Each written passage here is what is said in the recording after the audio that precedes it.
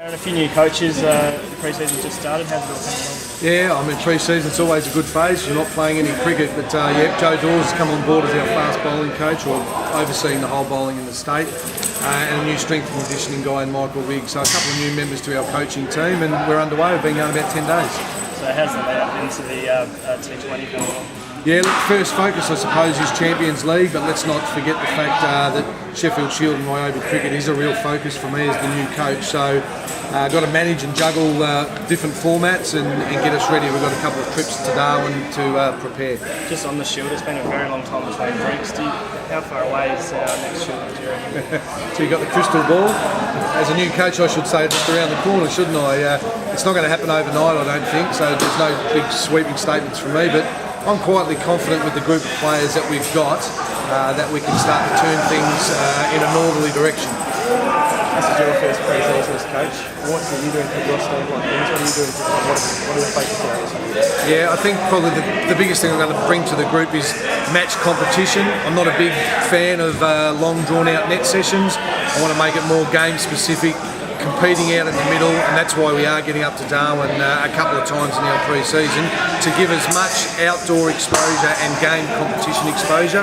I think a lot of cricket coaches these days justify their existence by being in the nets all the time. You've got to actually be able to compete out in the middle. Where do you guys sit contract-wise and finalising the You could probably tell me, to be honest. It's a difficult process and it's been squeezed, but we are right in the middle of it at the moment, and we certainly hope by the middle of next week to be in a really strong position to announce our squad, our full squad for the coming year. You're looking at any recruits? We're looking at a couple of names, but as I've stated all along, recruiting policy under my initial tenure anyway will be only to recruit either a significant player that can make an instant difference or the most talented young stocks in the country. So a bloke like Adam Crossway, they spent a lot of time with him. There's probably another big people in the squad looking at someone like him. Adam Crossway hasn't been spoken to for a Shield and Ryobi Cup position, no. What sort of changes are you trying to bring in mentally, I suppose? Darren, you've spoken about the physical changes and potential recruiting, but mentally, what do you want to see? Yeah, and that, to be honest, I think that's probably the biggest challenge for a group of players that, let's be honest, have not performed for a long period of time. We don't shy away from that at all. To get the mental position where they can go out and believe in one another, first and foremost, we've got to win back respect across the country for our longer version of cricket, and that's my first challenge. Again, I'll go back to my time with the squad in the 2020. We did have a game plan, we did have a belief in the group, and we did get the result. I'm certainly planning and hoping that that'll translate into the long version of the game. And you're right, Scott, mentally, this group has been down for a long period of time.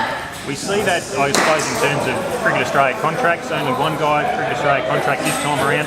Do you want to see tangible results in terms of having 2, 3, 4 guys with those sort of offers? No doubt about that, and I won't be doing my job, and all our coaching team won't. If we've only got Callum Ferguson on the Australian list, that is not good enough, that is unacceptable.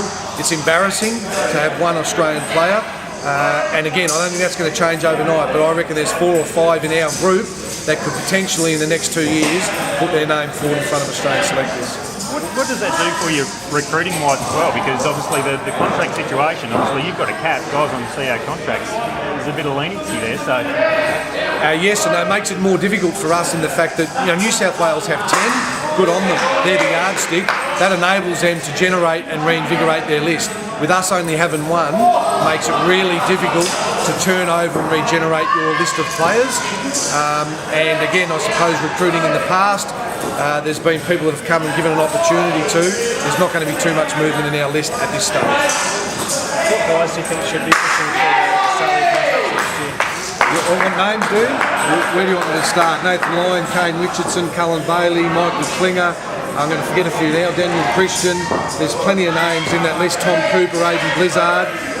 I've just rolled off 8 or 9, and apologies to the 4 or 5 I've forgotten.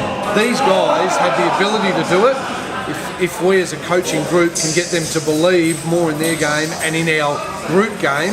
There's no reason why these guys can't be jumping up. Let's throw Peter George into that mix, who's had a taste of it as well. Champions League is a big part of the successful trip last year. How much of the focus is it for you now?